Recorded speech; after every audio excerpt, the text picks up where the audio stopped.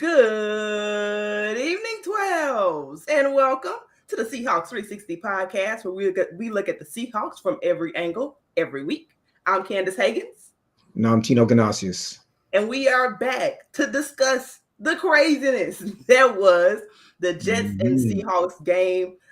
I thought of the title Randomness and Revenge because I really think that's about all you can sum this game up into is the randomness that was this game, all of the seemingly, there's no other word but random events that happened, as well as revenge game for Leo Williams and Geno Smith. So a lot to get into, Tino, but before we get into some of the negatives and the very ups and downs of that game, the Seahawks won. Tino, that's right. How you feeling? That's right. 7-5 game up. Honestly feeling great. Wild game, roller coaster of emotions for Seahawks fans. Those who follow as we're live tweeting, we were all over the board, right? There's anger, there's frustration, there's jubilation, there's everything you could ever think of. Not a beautiful game to watch, although no turnovers by Geno Smith was great. Special teams were horrendous. I think, I wanted to defend Jay Harbaugh mostly because of his last name at this point in time. I don't know. Not sure if I can, but the reality is Seahawks go to the East Coast, which is not easy. 10 o'clock game, Pacific time, playing a Jets team who we talked about in our preview, had a lot of talent, but not necessarily a lot of cohesion. A game that the old Seahawks surely would have lost, and came out with a victory and one game lead in the NFC West. So you've got to be excited. You've got to be appreciative of what they did. A little frightful for some of the mistakes we saw. I don't know if you were on X or Blue Sky over the last, 30 minutes or so, but Laviska Shenault has been waived. No longer a Seahawk. That's the guy they get rid of? Yep, not. I don't know. D. Williams was just as bad, but I guess they see a little bit more talent in him. We'll get into that in a minute. But again, winning ugly, winning pretty, doesn't matter. Still a W, 7-5. Seahawks one game up in the NFC West over the Rams and the Cardinals. How about you? Yeah, I'm feeling as good as I can feel after watching that game. I'm still emotionally recovering. So please keep me in your thoughts and prayers this week. It was a ton of ups and downs. Really, I had pretty much given up on this game pretty early on. Now they did do some things. I sort of, tweeted out, they needed to turn this thing around, and they sort of did, kind of. The fumbles, but it's something we talked about on this episode was Jay Harbaugh and the special teams, and I think DVOA wise they actually held up pretty well after the first couple of weeks. They really had a disaster first 2 or 3 weeks in my opinion, but then it did get better. But here we are back again questioning this, and I'm just a big advocate that special teams should not cost you games under any circumstances, especially in the way with which. I don't know if the special teams got together and had a bet with FanDuel and they decided they were going to try to sell the Seahawks this game, but they did their best. I find it extremely interesting. I just want to react really quick to the move of waiving Laviska Shenault. That move upsets me a little bit. I'll be honest. I do know Shenault had some mess ups himself. But I think the upside of keeping Shenault over D. Williams is just like I don't know what they keep seeing this kid. Does he have blackmail over John Snyder? Like I don't understand why they keep this man. At least Laviska could offer you something. They didn't use him in other screens and gestures for whatever reason. They didn't use him in that way. Right. But what is D. Williams giving you? Literally, I feel like he's been far worse than Laviska. But they've both been bad. It's comparing bad to trash. But right. I agree. I think I think D. Williams provides a little bit of explosiveness. He's more sudden, right, than Shenault is. But to your point, and I agree with this. When I look at special teams, at this point in time, if you don't have someone you can count on, if you don't have someone that you really believe in, I texted you. They need someone, or I think I messaged you or skeeted or whatever, that they need like a Joe Edmonds type, right? They need like someone who's like Billy Joe Edmonds was a kick and punt returner for the Seahawks in I think the late 80s, early 90s. And that's all he did, right? He was a third tailback, but he was a great special teamer and great returner. You got someone like that, that's great. Let him be. But if you're not going to get explosiveness, then give me someone who's going to not fumble, right? Give me someone who's going to catch the ball. Give me someone who's going to let the ball go over their head, stand on the 10 on a punt and let the ball go over their head instead of trying to be Superman all the time. Give me someone who's just going to make the easy plays, right? Same thing with the field goal kicker. I don't need the 55, 60 yarders. I need you to be consistent from 50 in. Give me a punter who's going to be consistent. Special teams, like you said, do not beat yourself.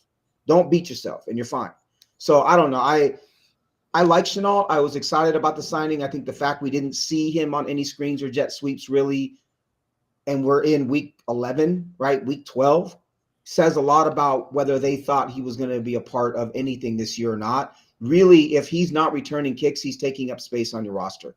And I saw that his spot is probably going to either Nwosu or Stone Forsythe. And so Forsythe, whatever, I can do without. But if it opens up a spot for Nwosu, he's really, again, taking up a spot because he's not a receiver.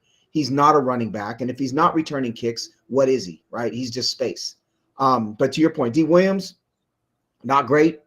They obviously see some talent in him. Maybe he's practicing better as a corner than we realize, and they see some cornerback skill in him. I don't really know. But I agree with you. I think, I could do without both of them, I guess, is what I'm trying to say. I don't want DJ Dallas back. I don't want any of that stuff either. But, give Kenny McIntosh is explosive. I would love to see Kenny McIntosh return kicks. Not really sure why he does it.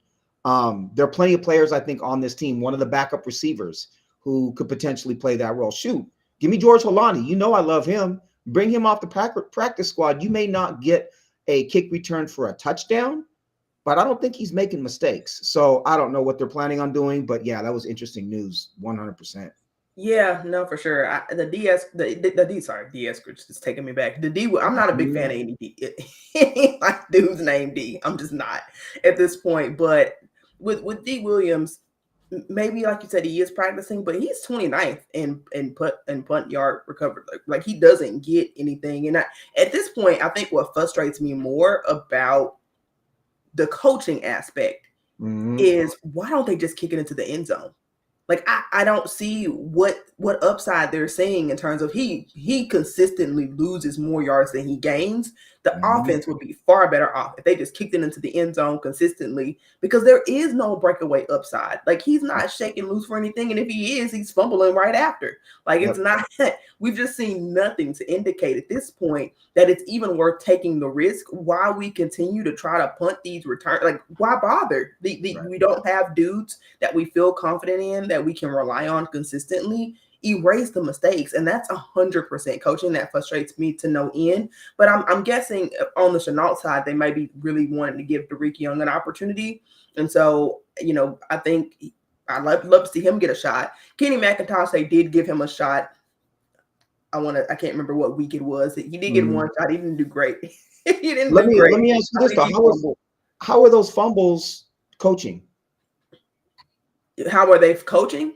Yeah, how are fumbles coaching? If it continues to be every aspect, like every player that punts for you, then it comes to coaching. Like in a vacuum, I agree with you that that's like player protection. But then at a certain point, it's on you to emphasize ball security, and you must do that in practice. You must coach that in practice, and so for other people to step in and to have the same issue, then I would say you have a coaching issue. In general, I agree with you because more often than not, that is something coaches emphasize. So it's not. So then at that point, it's on the player. But I mean, like I just mentioned, when Kenny came in, he fumbled, and so if all of your guys on special teams can't consistently have ball security, then you're not coaching it enough. See, I don't blame coaching at all. I think they take enough reps. And if you're not taking any reps in practice, sure. But I guarantee you they're taking reps in practice catching the ball. Laviska Shenault has been a kick returner for years now in the NFL. For I think 5 or 6 years, he's returned kicks and punts. So he has no excuse other than, and he's received coaching from various teams, right? And then D. Williams, I think if you're The only coaching thing I can criticize is that you didn't pull that player or cut that player quicker. That's in terms of learning how to catch the ball. These dudes are 20-some years old. They've been catching the ball their entire lives. So for me, it's now there's some schematic things that could be different, sure. And that to me is coaching. But you shouldn't have to teach a kick returner how to catch the ball in order for him to be good. If he can't catch the ball, he shouldn't be returning kicks in the first place. That would fall, to me, in my opinion, that falls more on John Schneider not bringing in the right people or some of the coaches not deciding to pull that player sooner. I get where you're coming from. I think there's coaching issues with Jay Harbaugh, definitely with special teams. I don't know if being able to catch the ball is one of them, is what I'm saying. Yeah, we'll see. But to your point, if Laviska's returned kicks for other teams and he's not had this fumble issue. But they're not telling him to do something different. They're not necessarily telling him to do something different, though, right? I don't know if they're saying catch the ball with this left hand here and the right hand over here. You know what I mean? That's not something you're necessarily teaching other than, don't catch with your body or something like that. So, again, we can agree to disagree. For me, them not catching the ball isn't coaching. Them not catching the ball is them just not being able to catch the ball. Yeah, I think that's part of why Chenault's not a wide receiver, even though he was drafted as one. But then you just gotta say, that's when I go back to then our plan is to need to kick it into the end zone. Seriously, like if your team is having issues with ball security and you don't have anybody you feel like can reasonably replace them and be better, then your goal needs to be to kick it into the end zone as much as possible, and they never do. Look, I don't care. Put Jake Bobo back there. Bobo can catch. No, I'm serious, and I know he's not explosive, but he can catch. And he'll get the ball to the 25, right? Like, give me someone who can catch the ball and is not going to fumble it. That's at this point, that's all that matters. That was part of the reason why DJ Dallas ended up returning kicks. We all knew he wasn't breaking one, but it was because, okay, this dude's going to get us 5-6 yards and not make mistakes. Go out and do that. I do think that there's something to that, right? Until you find a Dave Meggett type or a Bobby Joe Edmonds type. And fact of the matter is we don't have that right now. But Kobe White, Derek Young, as you said, you start looking at that list, there are players who could play that role for them. Like I said, Kenny McIntosh, I would love to see them invest time in him as a kick returner. In theory, your kick returner should be like your fifth corner, your fifth wide out, your third running back, someone like that who you can afford to lose to injury, but you're keeping on the roster in case of emergency at that position. I don't know. I can't say I was surprised by the news that he's gone. I still feel very uneasy with D Williams back there as well. Yeah, 100%. Yeah, to me, I think it's blackmail at this point anyway. But we'll move on. Overall, this game. Let's get to our positives for sure. I think we've gone far too long on this podcast, though it was warranted reacting to the breaking news, but far too long without talking about Leonard Williams and the impact that he's had these past 2 games. He has really been at a truly historical pace, and it's been a long time. In fact, I can't really remember in recent years, as long as I've been covering this team, that we've seen this dominant performance, particularly in the interior of the defensive line. But the closest I can remember is the Jadeveon Clowney game against the 49ers in terms of game ranking. But now we're talking about 2 games, and we're talking about the interior of the defensive line. To me, since I've been covering this team, I can't recall a time. It is incredible to watch. Michael Bennett, maybe. Certainly Cortez Kennedy. Cortez Kennedy did this, felt like day in and day out, right? Game in and game out. This is who he was. Like he was. Tez was defensive player, NFL defensive player of the year, right? He was that good. But I just pulled up the stats here: 10 tackles, 4.5 sacks. It says 2 stuffs, whatever a stuff is, 2 stuffs. The interception, obviously. He's tons of hits, tons of pressures. Yeah, he's been a man on fire. He, in my opinion, I know we would get to this eventually, but in my opinion, Leonard Williams single-handedly won this game for the Seahawks. No doubt. I think without the pressure he put on the quarterback, without his thick 6, whatever you want to call his interception return for the touchdown, they don't win, right? If you get standard play from a D tackle in this game, you're not winning this game. He's been phenomenal these last two games. The contract he signed at the beginning of this year he's earned in these last 2 games, hands down. He's an all-pro at this point if he continues. Elite level play, like you said, Amazing. all-pro. I think he deserves to be Defensive Player of the Month. I did hear that this game will still count towards the November stats, and so if that's the case, I think he has the best case. Just elite play, like in terms of, I'm not saying he's Aaron Donald, but in terms of how he's impacted these games, it's had an Aaron Donald-like effect, just on putting the team on his back. And this is why pressure from the interior matters so much. This is why this is a premium position, and why I really think I value it even over the edge, which I know, pass rush is essential, but the way it disrupts games and disrupts quarterbacks is unlike any other type of pressure that you can really put outside of maybe a blitz. Well, and you see teams prioritizing the D tackle that can get into the backfield much more so now than a few years ago, right? It is, I say it over and over again, it's the shortest path to the quarterback. Correct. And look at Carolina. They traded Brian Burns to the Jets and kept and re-signed Derek Brown to an extension, right? Brian Burns is an elite edge, but Derek Brown is also an elite tackle. If your tackle can get into the backfield the way Leonard Williams is, again, no shorter route to the quarterback. And now you're forcing the quarterback off the spot. The other thing is with the inside pressure, you're forcing the quarterback off the spot versus outside pressure, which can allow him to still step up and make throws. Exactly. And so there is a lot to be said for that inside pressure. And yeah, he's literally living in the backfield right now. I swear every play you saw 99 coming, right? You saw 99 was disrupting. He was somewhere. The interesting part of this is what we thought Byron Murphy was. And I think he still might be. But I think it's worth saying that the ability of the other guys on the line, the talent of the other guys on the line is allowing Leonard Williams more opportunity than maybe he's ever had as well, because you have to account for every last one of those guys on the pass rush. Derek Hall on one side, Boye Mafe on the other side, right? Byron Murphy if he's in the middle. Jaron Reed, you've got to account for these guys in the pass rush. Otherwise, they're beating somebody one-on-one. And so I think Leonard Williams is having an opportunity on top of really peaking, right? What's interesting too is he's 30 years old, right? He should be past post-peak as far as his athleticism, as far as his ability. And this is the best I think he's played in his entire career.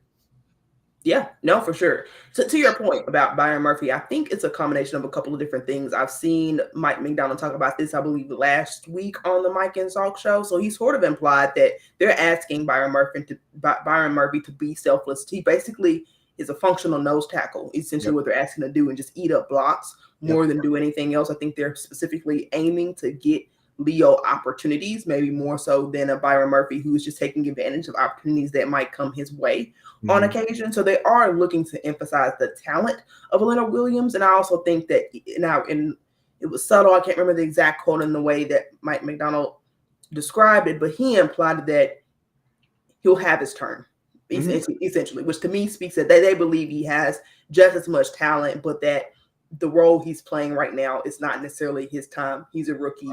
He's got, I think that's their mindset. And honestly, if Murphy can do both, which I believe he can, Leonard Williams is a much better player getting upfield than he is trying to take on two blockers, right? Exactly. He's not the kind of D tackle that's gonna, like the Tavondre Sweat, Terrence Cody, for those that remember on the Ravens in Alabama, where you've got the big 350-pound nose tackle that's just taking up space, Ted Washington, and taking on two blockers to free up your linebackers to run free, or to free up your three technique D tackle to get upfield. That's not Leonard Williams' game. So if you got one guy that can do one thing and the other guy can do both, even if you drafted Murphy to get upfield, but he's capable of doing both, yeah, absolutely. Use them to their best abilities. And I think that's exactly what they're doing. The other thing that's interesting to me is, if you're thinking forward, the more Murphy stars and can get upfield, the costlier he's going to be. And I hate to think this way, but the costlier he's going to be, in a number of years, right? Whereas, because he's stacking those stats. Whereas now, if he's in this kind of role, he's going to be forgotten for a while, at least nationally. That's not the motivation. I think you put your players in the best position to succeed. But yeah, you're right that this is what Byron Murphy should be doing right now as he's learning. And I think it's a great combination, those two inside. Yeah, no, definitely. And if I'm the Jets watching this game, if I'm a Jets fan, rather, watching this game, I'm sick because you let Leo Williams walk. And I know Julian Love technically played for the Giants, but that same building, you just have a Geno Smith, like all the guys who have gone from the Jets to the Seahawks and have done well. It just when in a way where you already feel like, you know, this franchise continues to screw things up. You're literally watching examples of talent that you had that you were unable to take advantage of, and then watch them wreck your team as a result of your inability to develop that talent. Well, and Leo was 6th overall, right? 6th overall pick in 2015. This was supposed to be your defensive savior in a lot of ways. This is, what is that? That's 9 picks higher than Byron Murphy went. And you know how pumped we were for Murphy coming in. This was supposed to be a superstar, and now you're seeing him star against you in your building. Yeah, that's gotta suck. That's gotta suck. I gotta get to the Jets for a minute here, because watching Aaron Rodgers, you lit 2 years on fire for this guy. Now, I will fully admit, I've never liked Aaron Rodgers. I know he was a Hall of Famer. I know he was great with the Packers, but you let this guy who, you know, for all accounts is good in the locker room and players like him, but is very divisive in terms of, you know, his kind of who he is, right? He came in, from what we understand, he was a major motivator in Robert Saleh getting fired, who granted was not a great offensive mind, but put together a very good defense. And he really, and then, you know, and Joe Douglas, their GM, is basically out because of Rodgers too. They made a lot of moves to surround him with what he wanted.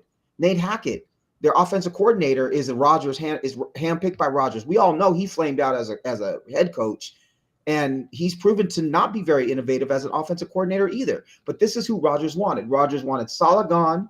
He wanted Devontae Adams in the building, who I think is very good. I actually think that's a good move, regardless of Aaron Rodgers being there or not. But Rodgers, what I'm getting to is Rodgers is shot. He can't move off the spot. He doesn't have the same zip on his ball, right? And while he can, I think he sees what's going on. I think he understands what's going on. I don't know that he has the physical ability to do what he used to do. He still processes great, right? He understands defenses. He knows where to go with the ball. But it's like me trying to go out and hoop. I can't hoop like I did when I was 18, right? I can't do what I used to do. And you have to be able to admit that. So the Jets, I think the Jets were pursuing a dream or a pot of gold that just wasn't there. But they lit their franchise on fire for this guy. And now they're stuck with a heap of ashes, basically. Because he may not even start next week. And now you have next to nothing, right? You gave up a high pick for Adams. You've got, you know, the bones of a very good defense, but you need a new D coordinator. And offensively, you've got 2 good tailbacks, 2 good wide receivers, some pedigree in the offensive line. But where are you finding your quarterback? Who are you bringing in to play quarterback, right? And it's not going to be Daniel Jones, because they won't put him back in that building. But who else is out there? There's not a lot, you know, in my opinion. I would trade most everything that's not a young cornerstone, right? I would trade my tailbacks because you can replace them, or one of them. I would trade Devontae to a contender. I would build on Garrett Wilson, right? I would deal the older offensive linemen. You know, I would deal most everybody on that defense outside of Quincy Williams. I just think that I'd be so mad if I was a Jets fan.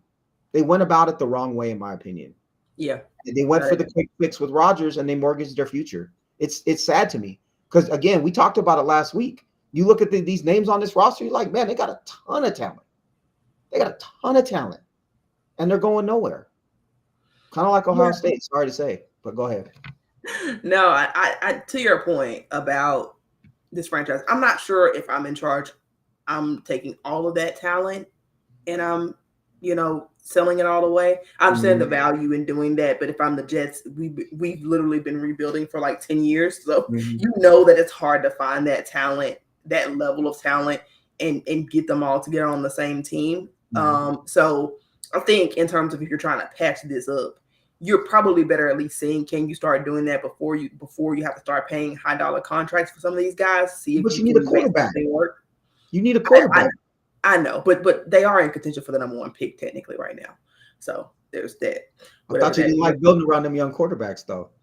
Huh? No, I don't. But like we said, this team has talent. Like if they don't sell their pieces, they actually can. Like they have enough to give a young quarterback. I'm team build a team and give the quarterback something before you just draft someone and give them nothing. Yeah. I would say they probably are better off trying to retain their talent. But your point about Aaron Rodgers and how he looks as a player, something watching him I noticed came to mind.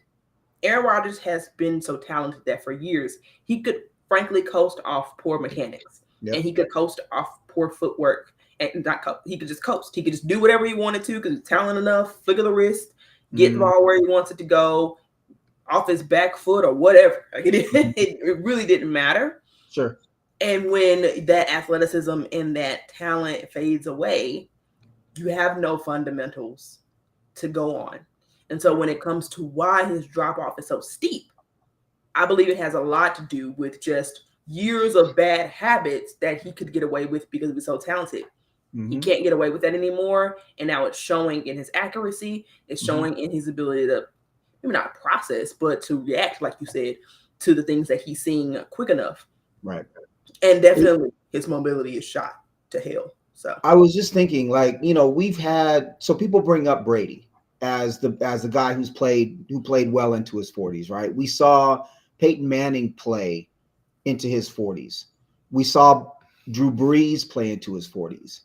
And your point is a really good one, because if I think about who Brady was or on the field, or I think about who Manning was on the field, they didn't veer from the pocket at all. Right? These guys were 5 and 7 step drop or out of the gun. They were processing the defense. The whole reason why they could play for so long was there was no improvisation to their game, or very little, if any, right? It was literally, I'm going through my progression. I'm finding the dude. If I don't find it, I'm getting rid of the ball, right? I'm getting rid of the ball before the pass rush can get to me because I'm smarter than everybody else on this field. And as they got older, they got smarter, and there's physical decline, but that also coincided with the rules changing. So you couldn't hit the quarterback in the same way. So they were able to withstand the pain and all the pressure because the defense couldn't do the same things as they did when they were young. Drew Brees, even though he was small, was very similar, right? Drew Brees would drop way back and so he could see over the defense, and he had mobility, but the reality is his game was predicated on, timely passes, right? Timing patterns, getting the ball out earlier than anyone would expect him to. Whereas Rodgers, to your point, is much more improvisational, right? We were used to seeing him scramble to the right and just let go a bomb, or throw off his back foot, 3/4 or sidearm and complete the pass. And he was unbelievable in doing that. But I guess what I'm thinking is the quarterbacks we saw play until they were like in their 40s and older, was they were continued to be great because it was about processing and being in the pocket and good fundamentals, and they weren't improvisational. They didn't scramble. Aaron Rodgers, on the other hand, is a different type of quarterback, and those skills erode, and it shows as they get older. And I don't think people talk about the fact that he is a different type of quarterback than some of those others. And so your point is very well taken. Your footwork is either poor or slower. You can't get outside as quickly. You can't get as much zip on the ball, right? If you can't throw the ball as hard or as fast as you used to, you got to get rid of it sooner. But he had a combination of both being able to throw it and see it sooner than anybody else. Part of that is gone. So I think it's like Superman without his powers anymore, basically out there trying to function. Yeah. And it's, unless you have a player who's very open in the way that Devontae Adams was at times in this game, he's not going to complete those incredible passes anymore. And did he show that more of that last year? I don't know. But the Jets, again, you're paid to know when that's going to happen in your players before your players know it's going to happen. And they turn the keys of the franchise over to Rodgers. Not to bring up basketball, but like there's an element of LeBron in this to me, right? Where you continue to give the power over personnel and coach choice to a player who's past his prime and doesn't deserve it anymore. Yeah, no, that's fair. And I just want to add, clarifying, I don't want to make it seem like Aaron Rodgers was just some scrambler in his career, because he's not. He's more of a pocket guy than your Lamar Jacksons, than your Russell Wilsons, for sure. So I don't want to make it seem like it. But I think more than just the physical traits, I sort of am implying the work ethic that Tom Brady, that Peyton Manning, Very that Drew different. Brees worked on, the mechanics. So when I mean mechanic, I mean footwork. I mean they spent the offseason perfectionists, really, like Eat, sleep, tweaking that, breathe. getting better Eat, at sleep, breathe football. exactly, Mhm. exactly. And Aaron Rodgers he's trying to figure out if he's playing football from year to year, at least for the past, I don't know, 4 Hey, years. or who he is to a certain extent, right? Yeah. A lot of and that's not to say that players shouldn't enjoy themselves or focus inward or any of those things. I think that's great for anyone, no matter what you do for a job. But you're not going to be Tom Brady at 44 if that's the case, Yeah. right? You are trading something to be able to pursue some of those things. Yep. Yeah, for sure. Now, I don't want to spend a ton of time talking about Aaron Rodgers. That's enough for that. For He sure. ultimately was bad. And I question for you. Here's a Yep. question for you. Was this a game that the Seahawks won or a game that the Jets lost? I think the Seahawks won this game, and I'll tell you why. I think that they could have folded going down 14-0 with the way special teams played.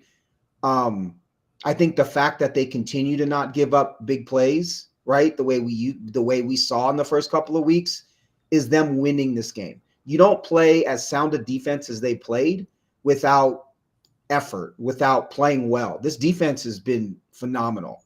I have it here. Defense allowed 21 rushes for 89 yards, 4.2 yards a carry, which is not great, but is not bad. But a long of 12 yards. There were no explosives from Breece Hall. And Breece Hall can break off 80-yard runs all day, right? Yeah. The defense allowed an average of 8.8 yards in the air and a long of 24 yards. So the longest play the Jets had was 24 yards. That's assignment sound football. I say it over and over again. The defense played winning football. The other thing is Geno Smith didn't throw an interception. And so if Geno doesn't turn the ball over, right? Geno doesn't turn the ball over, the defense doesn't give up big plays. To me, that's winning football. Now, it's not the formula that we might expect or want from them, right? Didn't have any receiver have more than 4 receptions. Kenneth Walker, 16 for 49, 3.1 yard average, right? Long of 11 for the Seahawks rushing the ball. But the defense stood up and played phenomenal and had a couple of really big plays, Leonard Williams interception. Geno Smith didn't turn the ball over. So they played, in my opinion, besides the smash mouth rushing, they played Mike McDonald football. Don't turn it over, play great defense, be in the game at the end. We're stronger than you. We're more resilient than you. We're more headstrong. We're stronger mentally. We're going to win, right? That's Mike McDonald football, and that's what they did. So I think they won. Can they play better? Absolutely. But I think they won this game more so than the Jets lost it. I think I lean the opposite. Mostly because I truly do. I agree with you. The defense won this game. There's no question about that. Mm-hmm. But I think for as much as the defense won this game, the Jets defense also, I think the Jets gave Seahawks offense gifts.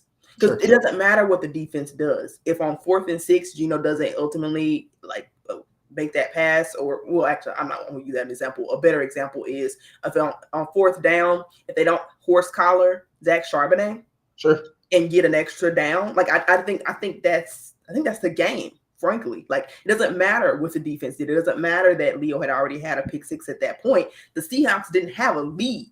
The offense couldn't get a lead. They continued to blow opportunities to get points, and they kept being gifted opportunities by the Jets through penalties on 4th downs to keep the sticks moving, to give them an extra 4 downs to get to move the sticks. Had they not had those penalties, I don't think it matters that the defense played as dominant as they did. I think they still lose. You draw DPI because you're in position to make a play, right? I also think Charbonnet would have gotten that 1st down if the horse collar hadn't have happened, right? If he would have tackled, in my opinion, he would have. That's why he tackled him, was he grabbed him, he horse collared him. Now, if he grabbed his jersey, does that mean that Charbonnet's going to go down? Not necessarily. I guess, and those things, in my opinion, happen in every game. And I think you could you can point to every game that the Seahawks win where there are points in time where the defense could have done something better or different. I think you put yourself in positions to win the game in any sport. You want to see your team in the fourth quarter, ninth inning, whatever it is, have a chance to win. And the Seahawks are starting to consistently put themselves in a position to win because the defense is playing so good. And again, the big step for me is Geno didn't turn the ball over. That's winning football. Good defense, don't turn the ball over. That's winning football. Go back and watch that play. When they blew him up, that even on the broadcast, they said they didn't have to tackle him. He's already dead to rights. He's already surrounded by 3 Jets at that point. He's not getting the first down. The course collar tackle was completely pointless, and that's what made it such a bad penalty, is because they didn't need to grab him by the jersey. He was already dead to rights. That play was blown up from I'll watch it. Yeah, go back and watch it. It was really blown up. It was because I was pissed off at I was pissed off watching it. I'm like, you didn't have any chance. I didn't love everybody that. Everybody knows where they're going when they line him up in that little offset fullback position. Yeah, we all know what's happening. Exactly. I thought for sure. I think K9 went in motion right out of the slot or something like that, kind of faking like almost like a jet sweep sort of thing, if I'm not mistaken. I think you're right. Can we just do something different besides giving it to Charbonnet straight up the middle? Like, I think it's the edge for this one, if I'm not mistaken. If I'm thinking about the right play, he's trying to get out around, and they blew you're right. So he went right off the tackle. No, you're right. But still, he's getting the ball when he lines up there. Sure. He's getting the ball. Yeah, it was not a good play call. And also, I'm thinking about moments where you had 8 opportunities to gain 1 yard, less than a yard, really. Mm-hmm. Those were gifts. Like, you don't get those kind of opportunities, and the Seahawks still couldn't take advantage of it. And so I think the Seahawks offense would have otherwise lost them this game. Mm-hmm. I think the defense won it, but I think just as much as the defense won it, the Seahawks had it not been just, worst level team, like team discipline from the Jets. If it hadn't been that bad, how many 4th downs did they give us? How many 3rd downs did they give us? So many extra chances, not even yards as much as it was extra opportunities. When this offense failed, they were gifted those, and had it not been for those gifts, had the Jets even been regular bad, I think the Seahawks don't get the points that they need to win this game, because as great as defense is, it cannot most of the time put enough points on the board for you to win the game.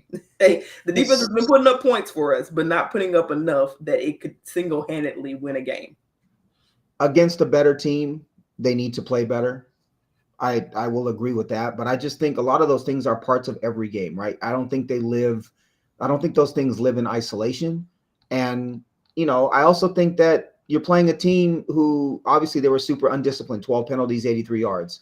Yeah. And I know they complained about it afterwards, but you take advantage of those things. That's just, to me, that's just a part of the game. And we've seen the Seahawks win a lot more sloppy, a lot more poorly played games than this, which is, again, why. Now, if they made a bunch of mistakes and still won, then sure. I think I would agree with you. But yet the offense was stagnant, but there weren't a ton of mistakes. I think the offense was stagnant because, again, the line is still not very good, and nobody really stood out on the, amongst the skill positions. But we can agree to disagree. Fact of the matter is they won this game. They came back in this game, right? Down 21-16 going into the half. You scored 10 points in the fourth quarter to win it. It was, I don't know. This was to me, this was big time. To me, this says, okay, they're for real about the NFC West this season.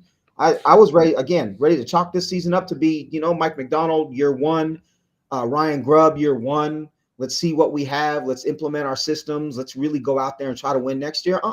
They're taking the NFC West this year. For me, if they continue to do what they're doing, and I will go back to the acquisition of Ernest Jones and cutting Tyrell Dotson and starting Tyrese Knight as the turning point for me in this particular season. That changed the whole complexion of this season for me. For sure. No doubt about it. And by the way, just by me saying that I think the Jets really lost this one because of some key penalties doesn't mean that the Seahawks didn't need this type of win. Right. Because you do.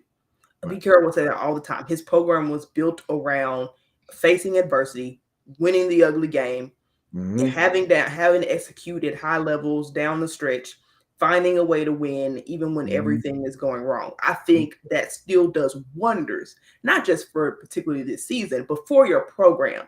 You need to be able to win grimy, particularly if you're trying to make a playoff push. Everything looking pretty, everything going right is not exactly the best way to build a true contender. You've got to be able to find ways to win. It's not realistic. Yeah. Right. In the NFL, there's so much parity in the NFL. It's just every game you play, you're going to play against physical freaks. You're going to play against talented players. It is not realistic to expect any NFL team to be dominant. It's just not. So you're going to win ugly, and you're going to win ugly often.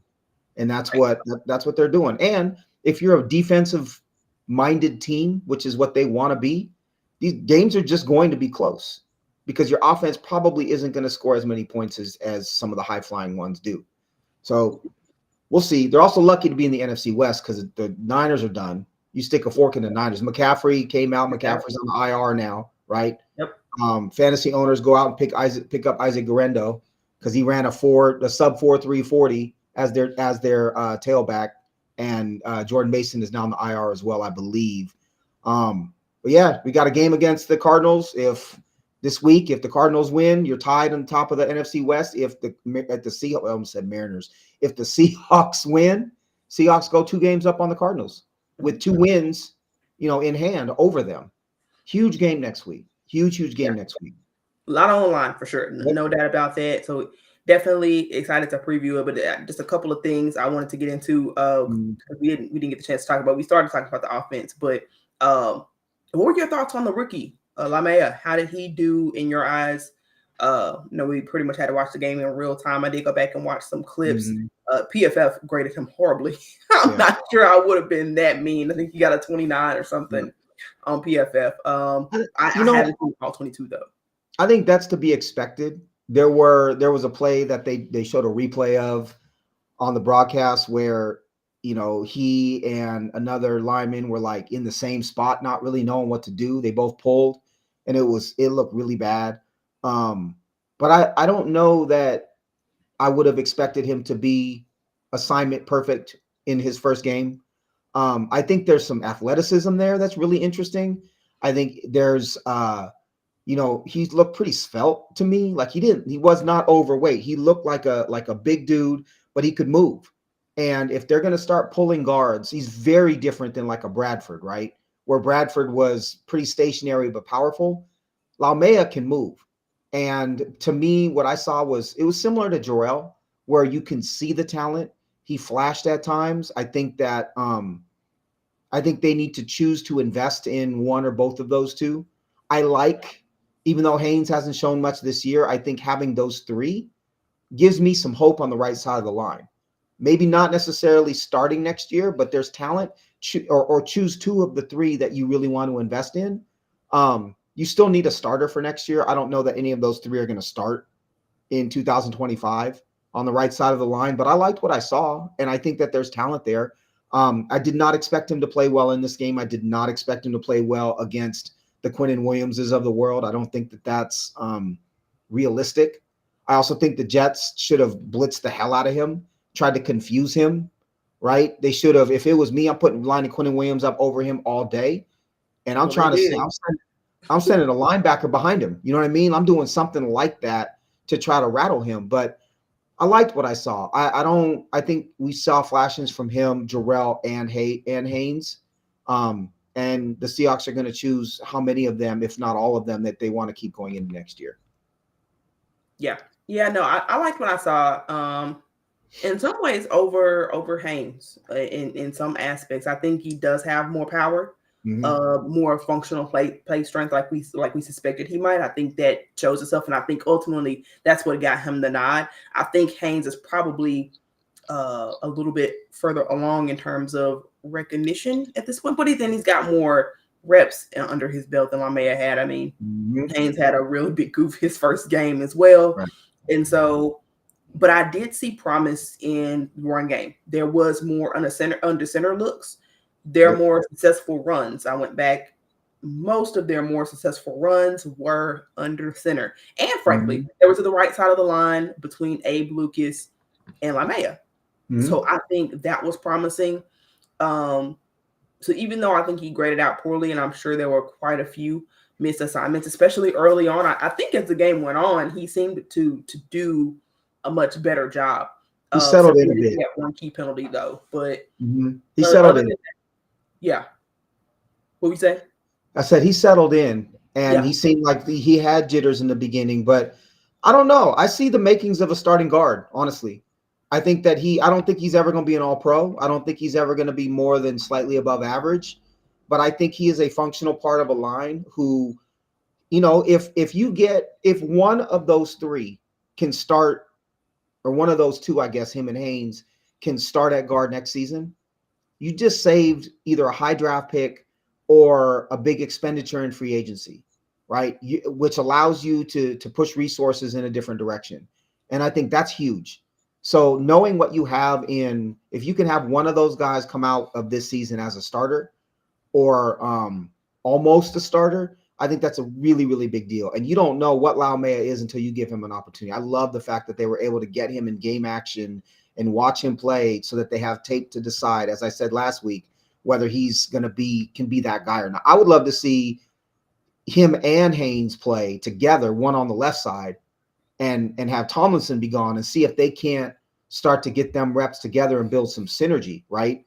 Between, with that line. That's the other thing is you've been shuffling at right guard and right tackle and center now the entire season. There's no synergy amongst those guys. We all know the best offensive lines, they play every game together, right? They go out to dinner together. They're brothers for life, all that kind of thing. That's right. The Seahawks have been anything but that this season. And I think settling on who those five are going to be is very, very, very important for this team if this team plans to go anywhere in the playoffs. Yeah. Now, it's the first game out, but it was the first game out in what I consider to be, unlike how I felt about Jarrell in the Falcons game. I think he survived what was a very stout defensive line, and Quincy Williams had his way. Boy, yes. Did he at times, and almost really took over that game at times. But I don't think every line is going to be that stout. Every line that you're going to face is not going to have a Quincy Williams. So in my opinion, you probably saw the worst of Laumea in his first game against a very stout defensive line. I think, frankly, it'll be a little bit better against Arizona if they give him another opportunity. I think he can show himself strong, and I agree with you on the continuity aspect. Obviously, that's a key. And if I had to have a checklist or a way to fix the offensive line, now that I've seen Laumea play, I think I would like for them to get him some competition, even outside of Haynes. I think you do need to throw in somebody else in the mix there in the offseason. But I'd like for you to project to see if give him the opportunity to start. I think the key is going to be center. I think that you got to get that in free agency. You got to get some experience, and you got to get someone. I don't care if you trade for somebody. You got to do something. I think you can get a center, guards, whatever. I don't know if they need experience necessarily. We've seen centers get drafted high and be very, very good right away. Who other than Creed Humphrey? That was the first one I was going to bring up, but I can bring him up. I can bring him up if you want me to look the draft up, because plenty of them have been good. Is not doing very well. Some of the guys that the kid for the Raiders has been pretty good, and he's still starting. The one out of Oregon, Jackson Powers Johnson, has played pretty well. Pretty good. And he was a second round pick. What I'm saying is, I'm in agreement with you. Center, guard, center or left guard, I don't care. One of those positions you need to invest highly in. And you need to make sure that the other one is shored up, because Oluwatimi and Tomlinson have no place on this team next year, as far as I'm concerned. I think you got a better chance to get an elite left guard, because the college game is all about passing. The college game is all about, some of the college game they need to do under center. So, I think you got a better chance of giving some plug and play at left guard. I think drafting someone highly at that position, you can get starting material right away. I think center, you could use some experience on that line, period. And if you got to get it somewhere at this point, I think center could probably be the best spot, especially given the offensive. I would just prefer at that position. How you gonna find a good center on the market though? I Do the think good centers have centers? been in free agency far more often than guards, frankly. Okay, I don't. I gotta Some see. I centers gotta have see who's come in, available. I gotta see who's available to be able to comment on it. But I and just, it's not too I don't expensive either. care. Again, I don't. I think you can pay for a high level center, what, 10 million maybe, where a high level Mhm. guard costs you way more money. So I just also think in terms of like the top level of that you can get for your money Mhm. is better at center than it can ever be at guard. They can't afford to pay, even if they were available for whatever reason, a top level guard that kind of money. They can afford to play a top level center. And I think you can get a higher level left guard out of the draft more so than a center. I'm not saying it's impossible for a center to come in and plug and play, but I think it's a little bit more hit and miss than perhaps your left guard, even more so your right guard. Your right guard seems to be harder to find because teams pass all the time. So that seems to be more difficult even. And so you do that. I think you do got to get some depth behind Abe Lucas. Agree with you. I think you should still be drafting pretty highly at the right tackle position in case Abe Lucas goes down. You can't. I agree. You can't go into another season depending on him at this point. Well, So if you do that, and I think you've got to keep Charles Cross. I know you mentioned that you were out on him. no, I don't know if I'm out on him. I think that the second contract is potentially a big one for him. I think someone's going to see his talent and see how highly he was, they thought of him before the draft and offer him a lot of money. I think you have to be willing to give him more money than you think he's worth to keep him, is what's going to end up happening with him. Because left tackles that can move their feet like him don't grow on trees. On the center point, 3 centers were drafted in the top 51 picks in last year's draft. The Steelers picked Zach Frazier. Jackson Powers Johnson went 44 overall, and then Graham Pauly was drafted by the Buccaneers in the first round. When I look at that, I see the Buccaneers with a good running game this year. The Raiders are the Raiders, but I love what the Steelers do. Anybody the Steelers pick on either side of the line, I believe in, because the Steelers, they're just smart with regards to that kind of thing. So I don't know. Center, guard, I don't matter to me. You got to look at free agency and see what's available and decide, or trade and see what you decide to do. But I think we're in agreement that they need to address 2 of the 3 interior positions. And I think both of us would love to see Laumea play this season out and see what you have, because I do think, again, there's potential there for him to be a serviceable average to slightly above average right guard for the next however many years, which is kind of cool. To me, that's exciting. And that's all you expected from Christian Haynes, quite honestly. I think you can live with even if he's not that, I think you can live with a weakness. But I agree. You got to shore up those other spots. If I had a weakness, I think I'd rather it be at right guard, frankly. Sure. As long as you're pretty good at all those other positions. So we'll see. But if I had to think about a scenario now that I've seen that option, I think that's if I had to how to fix the O-line track, that would be me. If I'm doing it, that's how I'm doing it. I think that gives you a lot of upside for next year. I think you probably had to pay Charles Cross more than he's worth. I agree with you. But I also think they can't afford to address that position too in this one offseason. This is not. Yeah, you're not addressing the left tackle position in free agency. No, you're not paying a lot more than Charles Cross wants. Yeah, no. So you pretty much have got to pay. Even though I agree with you, you're probably not going to be paying him what he's actually his real value. At some point, you've got to start investing in that offensive line, and even if it is like overpaying, I think it would have been an overpay to keep Damian Lewis. But look how much better this team could be if we had Damian Lewis. I mean, sometimes at premium positions. What I see, he's played very well with Carolina, right? Yeah. I know that they like him there a lot. So I looked up on PFF real quick. Centers, you got their ranks, not mine. Drew Dalman of the Falcons, Ryan Kelly of the Colts, who I believe was a first-round pick, Austin Corbett of the Panthers, Brady Christensen, Panthers, and Coleman Shelton, the Bears, as their top 5 centers. Ryan Kelly's the one that I know pretty well. But you look at guards, to your point, if you want to pay Trey Smith of the Chiefs, he's getting huge money. You already know that. Will Fries of the Colts, Tevin Jenkins, who was a tackle first-round pick of the Bears, Kevin Zeitler, who's old but good with the Lions, James Daniels, former first-round pick as a center, the Steelers, Zach Martin's a free agent, Mekhi Becton, the Reclamation Project, who was a top 10 pick of the Jets, now with the Eagles, Brandon Scherf, Zach Martin. You got a bunch of big names. And so I think it is going to be more expensive to go out and sign a guard than it would be to sign a center. So signing a center plus a high pick, the outlay is likely going to be less than signing the guard and drafting the center. But if it's me, give me the players that make most sense. It's less about the assets than it is make this line great, because I think that's what's going to win. I don't know that you're going to need to shore up a lot of other positions outside of maybe tight end if you don't think Barner's a starter. But we'll see. We got a lot of time for that. We're still in 24. We got a lot of time to figure that out. But Laumea, back to what your original question, Laumea looked good to me. Yeah. Looking good means you're going to make mistakes. It's your first game. I get it. Again, PFF is probably not going to grade you out very well, but there are flashes of talent, and I want to see more. Yeah. I'd go with serviceable. I think he looked serviceable. And to your point, our standards are pretty low around here. So I think if any other team saw that performance from Laumea, they'd be like, "Are you kidding me?" Right. But man, we've watched on Foresight, so the bar is pretty low. And Jay Curhan, don't forget about Jay Curhan now.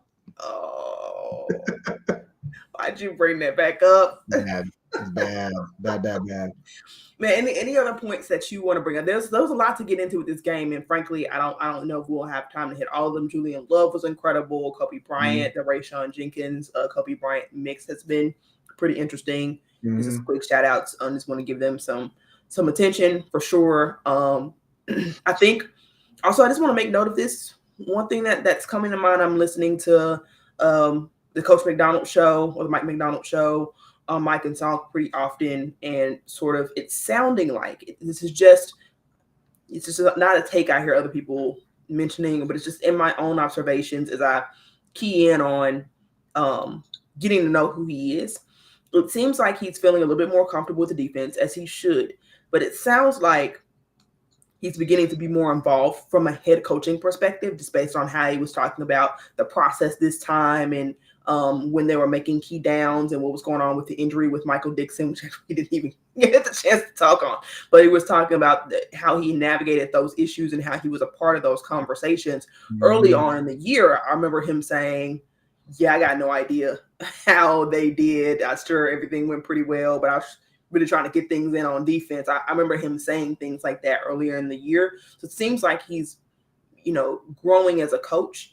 And I wonder if we're going to see, we've seen it already, but I wonder if now that he's feeling more comfortable in the defense, will we see some improvements from this becoming very stagnant offense? Will he dip his hand a little bit more in involving himself in what Ryan Grubb is doing? Because I don't think he's happy with what's going on. And I think he might be getting to the point where he might be ready to do something about it for himself. What does that look like to you? Before we get out of here, what does that look like to you, him getting more involved with the offense? I think that's determined. I don't think he's going to get too involved on. I don't think yet it's involving him getting on scheme, but I think it's concepts. I think he's recommending concepts. The under center look. I don't think Ryan Grubb's doing that on our rigid. I don't. I think that the play action. I think that how they're running the ball, the emphasis on running the ball. I think all of that has been a push with Mike McDonald. I think though, if he does not see improvements with how things are going conceptually, and they haven't. I think I'm seeing him push certain things and concepts more often. If that doesn't work, if this team still is struggling in a couple weeks, it would not surprise me if that escalated to him digging a little bit deeper. And I ultimately don't think he'll end up, obviously I think he'll leave Ryan Grubb to call plays because he doesn't want to live in that lane. But I can hear him and how he's talking already, thinking about it from an offensive perspective. Even as he was doing his interview, it sounded like he was thinking more from an offensive perspective than I've ever heard him think before. And I think the results will be, but I think that's how he should do it, in my opinion. Like, you try not to micromanage, but if an issue persists, you got to get involved more yourself. I think the perception of Ryan Grubb being an air it out type of guy is not the general perception of him being like that is not exactly who he is. I think he wants to run the ball more. I think he doesn't have the pieces to run the ball more. I also saw him run Michael Penix under center quite a bit at UW. So, and I know we've argued about this back and forth. I believe he wants to do that. A lot of his background is in the running game, was in offensive line, right? That's what he came from specifically before UW. UW did what they did because they had Penix and 3 NFL receivers and a transfer running back who ended up, I think, going in the 7th round. He didn't have the horses to run the ball at UW. He chucked it around because that's who he had. And I think he has something similar here. So I know that he wants to be under center more. Ryan Grubb has said he wants to be under center more. I think that we're going to see more of that from him. I asked the question about Coach McDonald because from what I understand with Coach McDonald, what I saw, what I've heard, the offenses or the teams that he's been a part of, the way that those offenses have succeeded is ball control and being able to run and being more physical than the other side, right? Baltimore Ravens, Michigan Wolverines, it's an attitude. And that attitude is pervasive throughout the entire team if you can establish that kind of identity. And so I wonder if what my Coach McDonald, his influence is going to be, we're going to run the ball regardless of whether we think we can. We're going to come out and try to establish that because I still believe that's who he is and that's how he wants to win. With balance, right? With balance. Yeah, I was gonna say I don't think he's gonna run his head up against the wall. He's too smart for that. I think he's just looking for ways to accent what they have. I think he's looking for ways to accent what they have. But if your point was correct about him not really wanting to run the ball, I would question then why does he have so many long developing plays? Because that was a really big issue in this past game against the Jets. So many long developing plays, not even quick game, right? Yep. Which could substitute as a potential run game. If you don't have the offensive line to have the run game, the quick game is your best alternative, but they don't even go to that. So I would counter your point and say they don't even take advantage of the things that would be adjacent run game. They don't do those. Right. And so that to me is the biggest question. I agree with you in terms of his background. And it was something I was optimistic about coming into the season because for those same reasons. Based on what I've seen this year, they haven't even, like we talked about before, there are other things they could do to give you the same impact of a run game. They don't do those things. I said it last week. I expected them to stretch the field horizontally a little bit to get off of that pass rush. You know, some quick screens to the wide receivers.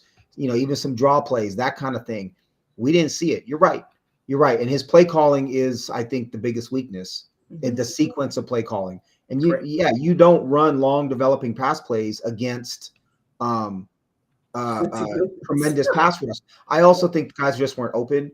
There were plays that I saw that were examined after the fact where Ryan Grubb tried to keep more guys in to protect, and you ended up with 3 receivers in the pattern and 7 defenders, right? They were rushing 4. And part of why Geno holds on to the ball and it looks like a longer developing play is because it's 3 receivers and 7 defenders, right? So I think sometimes it's play call, sometimes it's circumstance.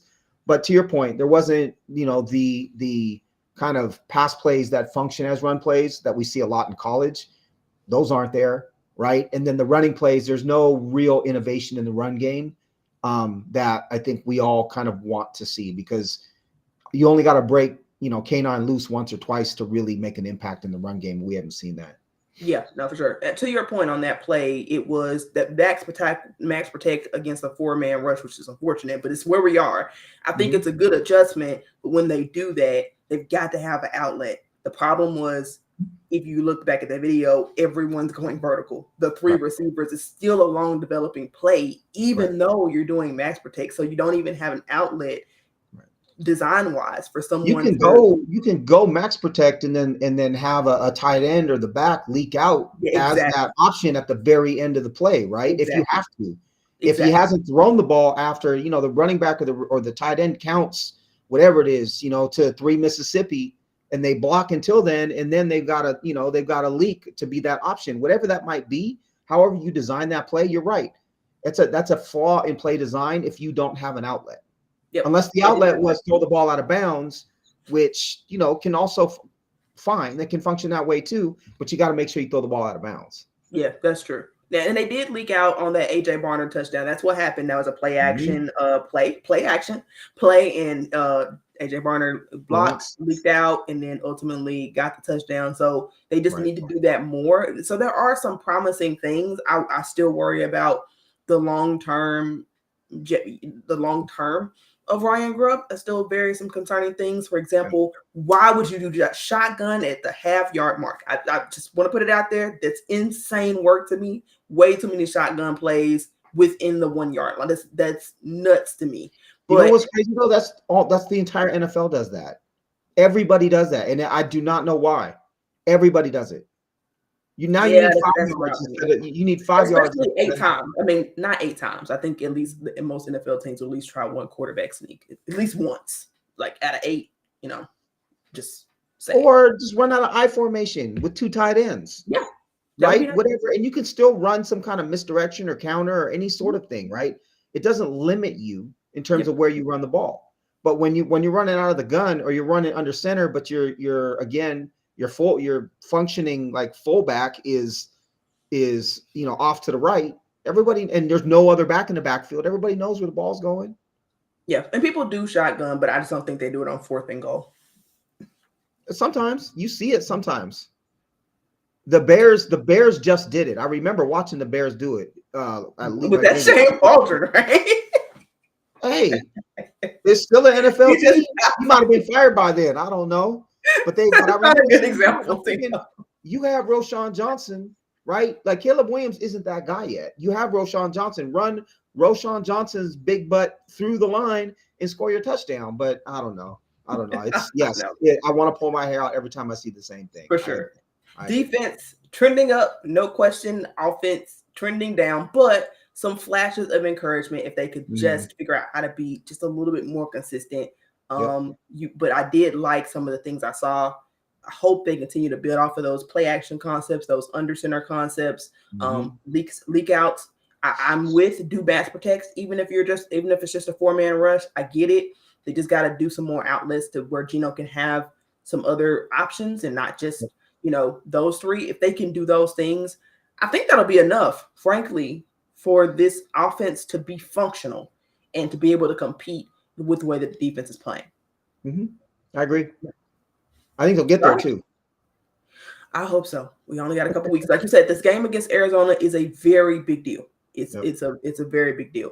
I think pretty much if they win this game, they're in the driver's seat. As long as they don't screw up. I know they got some NFC matchups coming up, so that's fair. But the 49ers are done. Like you said, the Rams are still in it.